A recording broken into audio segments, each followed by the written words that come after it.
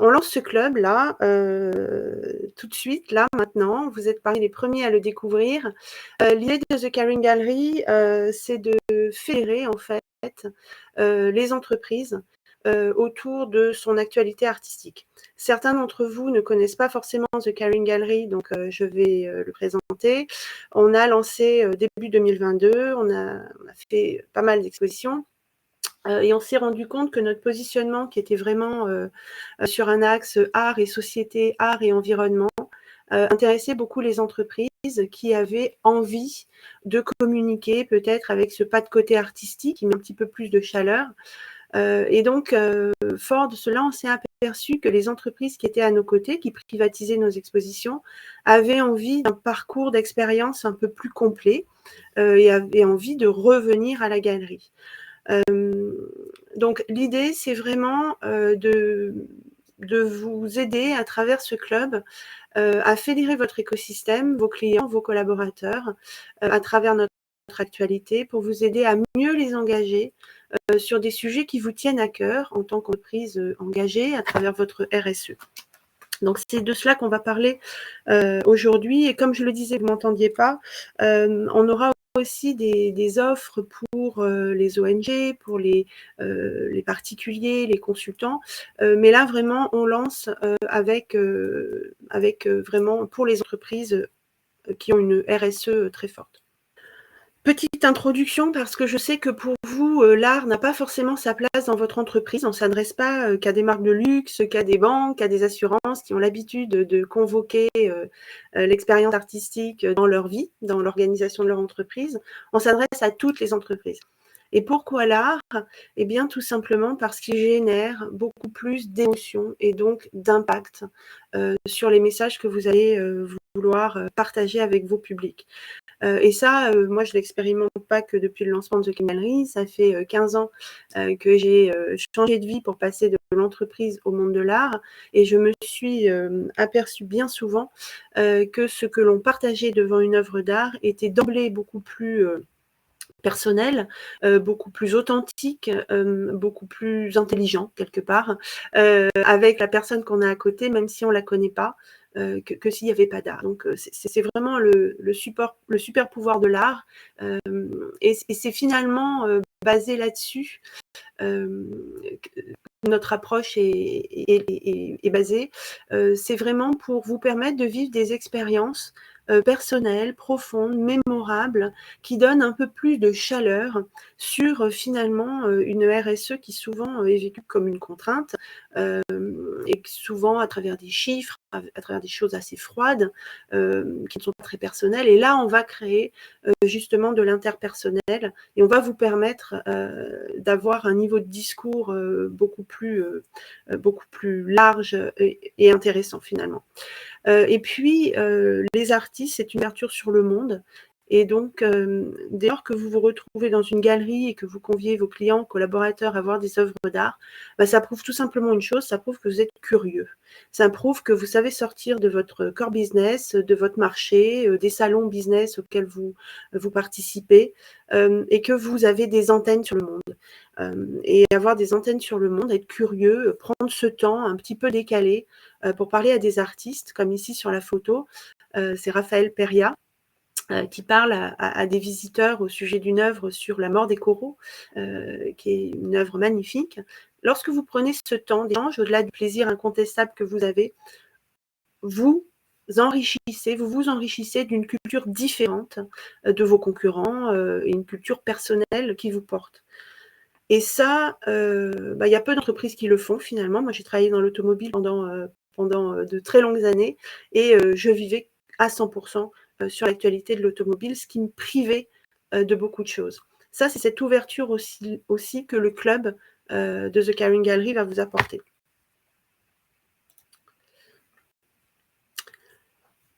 Une petite bulle pour vous dire que bah, je ne suis pas la seule à le dire, que l'art a des super pouvoirs. Les neuroscientifiques ont étudié la question. On va refaire un webinaire prochainement d'ailleurs avec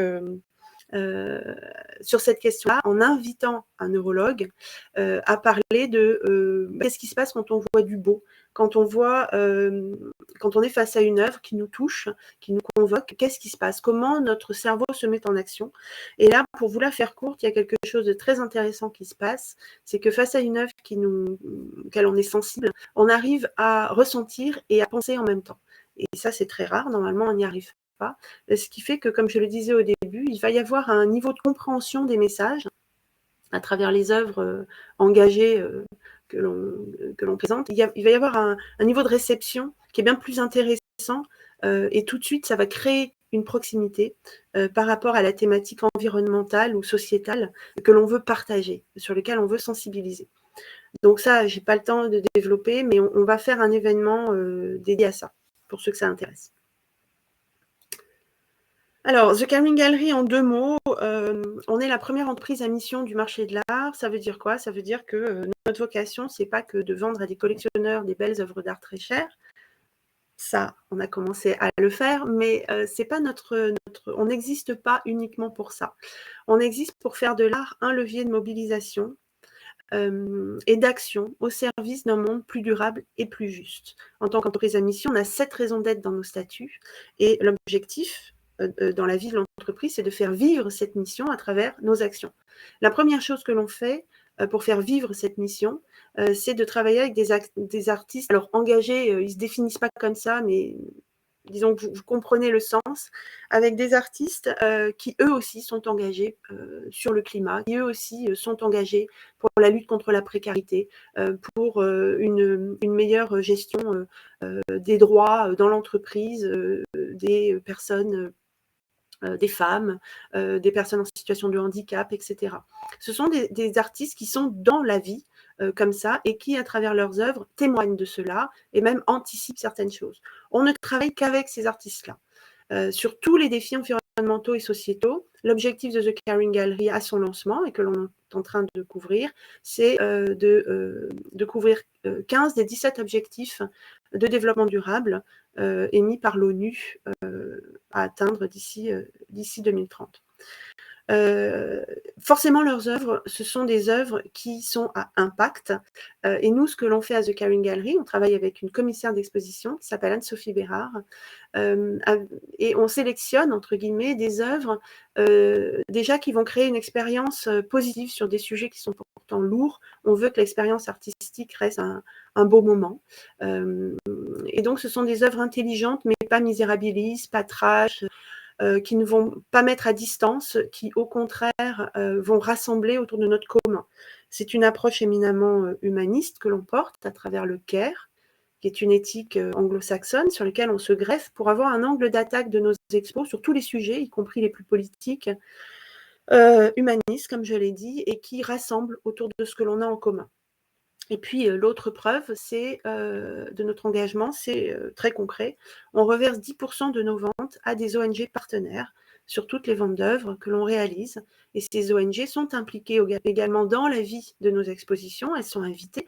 Bien évidemment, elles auront leur place dans le club. Vous les rencontrerez au même titre que les artistes. Et donc, The Caring Gallery, c'est pas une galerie en fait, c'est une sorte de plateforme de rencontre sur tous ces sujets de société que l'on vit à titre personnel ou dans notre entreprise. Et dans le club, on va essayer de garder cette belle transversalité qui nous anime. Vous rencontrerez des artistes, d'autres entreprises engagées comme vous. Vous rencontrerez des ONG, des associations partenaires qui œuvrent sur le terrain. Vous rencontrerez des particuliers sensibles aussi à ces sujets, des amateurs d'art, des experts que l'on fera témoigner. Donc cette ouverture, vraiment, c'est une des caractéristiques du club que porte Caring Gallery. On n'est pas un club d'art, on n'est pas un club pour amateurs passionnés d'art. Oui, il y a de l'art, mais il n'y a pas que ça. Très rapidement, l'équipe, donc nous on a lancé, on va dire, fin 2021, début 2022, et donc Pauline est chef de projet, Alexandra, Anouk sont dans l'équipe également pour aider à la vie du club, aux expositions, à la communication, et donc Anne-Sophie Bérard. Et on travaille avec un réseau d'experts de plus en plus étendu sur différents sujets, comme la communication, comme les NFT avec notre partenaire Danae. Voilà, donc The Caring Gallery, c'est vraiment un projet en forte croissance, et c'est cette dynamique aussi que l'on vous propose, cette dynamique entrepreneuriale que l'on vous propose de retrouver dans nos rencontres. Là, on va lancer un club qui va en être à ses débuts et il va y avoir un enrichissement au fur et à mesure de la vie du club, car on n'est pas une entreprise établie, on est une entreprise en croissance, en développement, et c'est quelque part, c'est avec vous qu'on va configurer la suite de l'aventure. En tout cas, c'est mon souhait de partager avec les membres du club un maximum de choses, y compris la programmation 2024 de nos expositions, où on vous communiquera avant tout le monde les thèmes que l'on a envie de traiter, et on vous les partagera, et vous serez vraiment voilà, invités à partager, à nous donner votre avis sur ces thèmes-là. C'est pour vous donner une idée de l'état d'esprit de co-construction de ce club que l'on a envie de lancer avec vous. Alors, pour que ce soit beaucoup plus concret, nous réalisons nos expositions au 66 rue Charlot, dans le 3e, dans une ancienne forgerie très belle dans le Marais. On n'y est pas tout le temps, donc là aussi on est un peu atypique.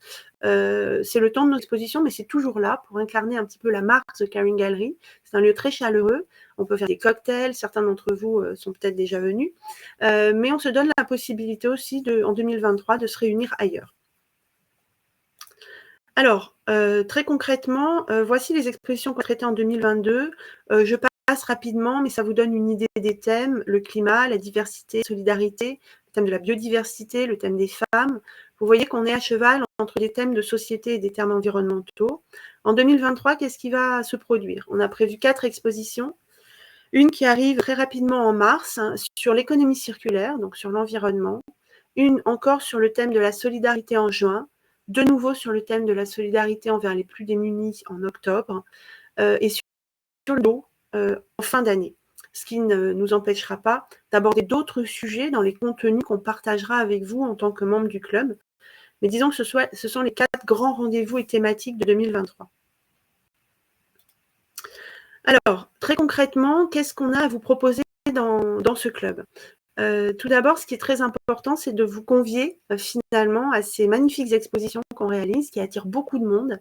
Et donc, ce sont des invitations pour votre réseau. À chacune de nos soirées de vernissage, ce sont désormais des vernissages privés, parce qu'il y avait énormément de monde dans ces soirées, on n'arrivait plus à voir personne.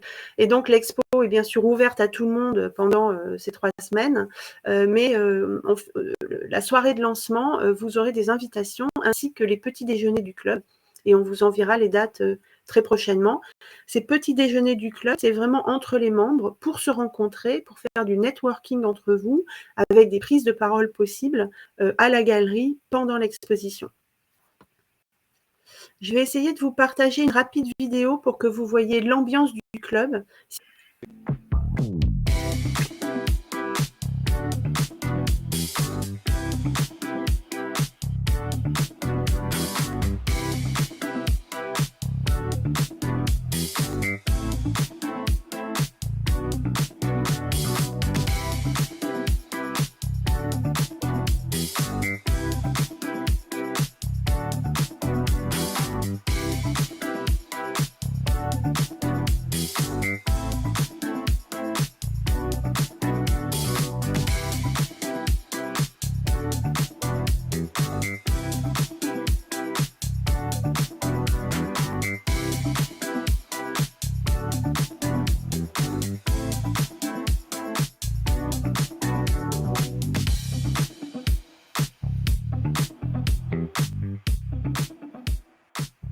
Ce qui est très important aussi, ce sont les rencontres qu'on va vous proposer. Ce club, c'est un club de sens, un club de partage d'intelligence, de savoir, de point de vue, d'avis, d'expérience sur comment aujourd'hui, dans une entreprise, à titre de citoyen, à titre d'expert, à titre d'artiste, on arrive à intégrer le bien commun, les objectifs de développement durable dans notre vie, dans notre activité. Et donc, on a invité en 2022 des experts, des chefs d'entreprise, des artistes, des ONG à venir témoigner sur ces sujets-là. Et je vais vous passer une autre vidéo qui va vous montrer un petit peu le type de diversité de sujets, de points de vue, de personnalités que l'on va vous faire rencontrer. On a choisi pour l'instant de vous proposer dans le club des rencontres en ligne pour vous permettre d'y accéder tout simplement plus facilement, de convoquer, de proposer à vos clients qui sont en région de participer aussi à ces rencontres et d'avoir accès ensuite au replay facilement. Bien évidemment, on se réserve la possibilité d'organiser des rencontres en vrai et ça, ce sera du bonus, on vous invitera. Mais disons que l'idée, c'est là d'assurer 4 rencontres par an, des regards croisés, ça veut dire que un artiste, un expert ou une entreprise ou une ONG vont partager leur vision du sujet, de la thématique de nos expositions, mais aussi plus largement de ce qu'est l'engagement et de comment ils s'engagent et de comment ça marche pour eux. Voilà, donc je vais là aussi vous partager une courte vidéo, si j'y arrive, très courte, qui vous donne un petit peu la diversité des mental de notre modèle. On n'y arrivera pas si on n'imagine pas un monde différent, une représentation différente du mental. Sans les artistes, on n'inventera rien. En tout cas, on a besoin d'eux et d'autres pour arriver. Alors si j'avais un constat à faire sur la transformation des entreprises, c'est que ça doit passer pour moi par une approche systémique, ça doit utiliser l'intelligence collective et ça doit travailler en écosystème. Pour ça, c'est pour cette philosophie que j'ai voulu mettre ces 2 photographies dans l'expo, parce que avec cette philosophie que tous les êtres humains sont égaux et que quelque part ce qui est le merveilleux dans la vie de l'humanité, c'est la beauté, la culture, la danse, la musique. C'est ça qui nous fait vivre, c'est ça qui nous fait vibrer, l'art en général. Alors, quel est évidemment le point commun entre les migrations et l'art? C'est qu'à l'évidence, les migrations conduisent à passer des frontières. Et passer des frontières en laissant beaucoup de choses derrière soi et en espérant que ce qu'on laisse derrière soi va vous permettre de se reconstruire, de reconstruire une vie là où l'on vient. Et cette notion de frontière, on la retrouve évidemment dans le domaine de l'art, où là, indiscutablement, on a une dimension de l'activité humaine qui ignore les frontières, qui ignore même complètement les frontières, les efface. L'émotion que l'on va ressentir devant une œuvre d'art sera totalement indépendante, la plupart du temps, de celui qui l'a fait, de sa culture, et c'est une émotion qui balaie toutes les discriminations, tous les préjugés qu'on peut connaître. Et indiscutablement, aujourd'hui, on sait que l'art est un des moyens de dépasser, de repousser et d'effacer les frontières. C'est comment on fait en sorte que ceux qui sont dans l'entreprise puissent se dire en quoi je contribue moi à réaliser un projet qui sert à la société. Et si les entreprises n'arrivent pas à résoudre ce sujet-là, n'arriveront plus à recruter, et demain, c'est même leur profitabilité, leur survie qui sera en jeu. Donc c'est vraiment un sujet qui est imbriqué, qui est à la fois politique, qui est à la fois économique et qui est à la fois corporate, si on prenait les termes des anglo-saxons. Et le lien avec l'art qui nous réunit tous aujourd'hui ici, c'est que l'art, ça interroge le monde, ça nous pose des questions, ça engage aussi une vision du monde. Et quand on en parle avec Florence, on se dit effectivement qu'il y a un vrai lien aujourd'hui entre ce qu'on vient de se dire sur le rôle politique de l'entreprise et justement la passerelle, le médium qu'est l'art pour toutes ces organisations. Et c'est vrai que nous, souvent, on se dit, on n'a pas réussi, il faut être honnête, encore à le transformer, mais c'est une raison d'être. Elle devrait pouvoir se traduire dans une œuvre artistique ou dans un projet ou dans une coproduction artistique. Pourquoi? Parce qu'on retrouve dans la coproduction artistique ou dans la création artistique l'ensemble de tous les ingrédients qui sont ceux qu'on a évoqués. Le politique, la société, et puis la vie des gens, parce qu'en fait tout ça, ça tient quand même au fait qu'on ait envie de se lever le matin pour aller travailler, qu'on ait envie de se lever le matin pour faire des choses dans le monde, et c'est exactement ce que nous posent ces œuvres ce soir.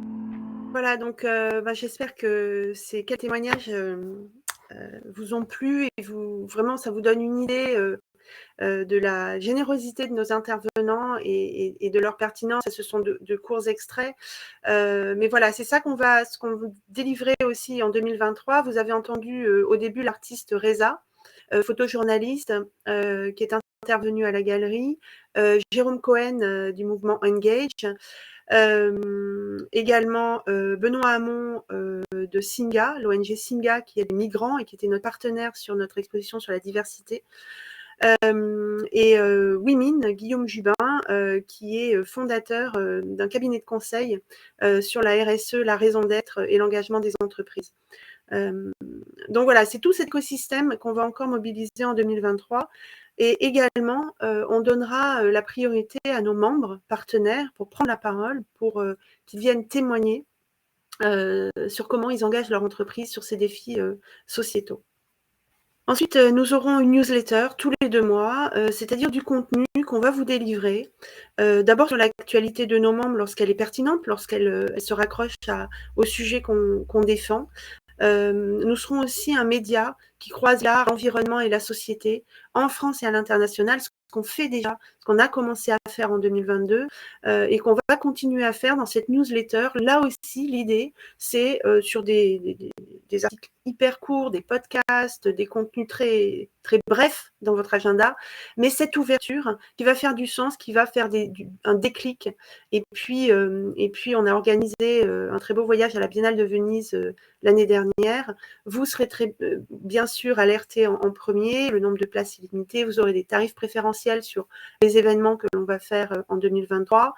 Et on va vous inviter à visiter des ateliers d'artistes avec lesquels on travaille. Certains sont sur Paris, excessivement intéressants à écouter. Donc, ce sera des petites visites VIP, hein, parce que voilà, on ne pourra pas prendre tout le monde, mais là aussi, il y aura cette ouverture-là. Et puis, des invitations avec notre regard care qu'on vous fournira pour aller voir les grands événements de la scène artistique parisienne. Et que l'art, en fait, ce ne soit pas juste un partenariat avec The Caring Gallery, mais que nous, on vous apporte cette ouverture care sur la culture et l'art en général, sur l'actualité artistique. L'idée, c'est de vous nourrir, en fait. Alors, très concrètement, pour redescendre les niveaux plus basiques de fonctionnement, les entreprises nous privatisent nos expositions parce que nous, ça nous intéresse de les recevoir, parce que voilà, on ouvre à des collaborateurs, à des clients, ils voient les œuvres. Et là, vous aurez tout simplement moins 10% sur les privatisations que vous pourrez faire avec nous, ce qui permet d'amortir très vite le prix du club. On va y venir, on va vous donner le slide d'après, mais ça c'est très concret. Au bout d'une ou deux privatisations, cocktail, 50 personnes, une conférence, 70 personnes, une conférence, même des repas assis. On a fait des conférences de presse dans la galerie ou en mode petit déjeuner avant l'ouverture de la galerie, avec une visite guidée bien évidemment de l'exposition. Eh bien ça veut dire que voilà, si vous avez une activité événementielle, être membre du club, vous amortissez votre abonnement très facilement. C'est très concret.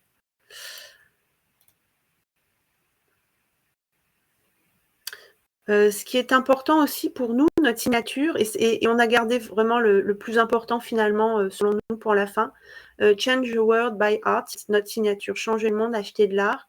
On vous invite à être à nos côtés là-dessus. Donc ça veut dire que dans le prix de votre abonnement, d'emblée, il y a 200 € qui sont dédiés pour un bon d'achat sur nos œuvres à la vente, pour vous permettre d'acquérir tout simplement soit des œuvres qu'on appelle feel good, mais qui ont une portée beaucoup plus importante que ça, mais vous les mettez dans vos bureaux et vous agissez directement sur la qualité de vie au travail, soit des œuvres engagées sur toutes les thématiques. Là, par exemple, un magnifique dessin au charbon de Matmif Sud. Voilà, 2 hommes s'embrassent, c'est bête à dire, mais on a encore maintenant un enjeu là-dessus en 2023 en France. On vient de décliner une collaboration avec une association dont on taira le nom, mais qui était gênée par cette œuvre-là. Il y a il y a encore besoin aujourd'hui de montrer littéralement et de revendiquer nos engagements pour la diversité et les droits LGBT. Et nous, c'est ce qu'on défend. Si vous aussi, votre entreprise défend cela, eh bien, exposez des œuvres pour que tous les collaborateurs dans l'entreprise qui passent le matin devant se rappellent que oui, leur entreprise est engagée sur cette cause-là. Ou une autre cause, une cause environnementale que l'on défend aussi.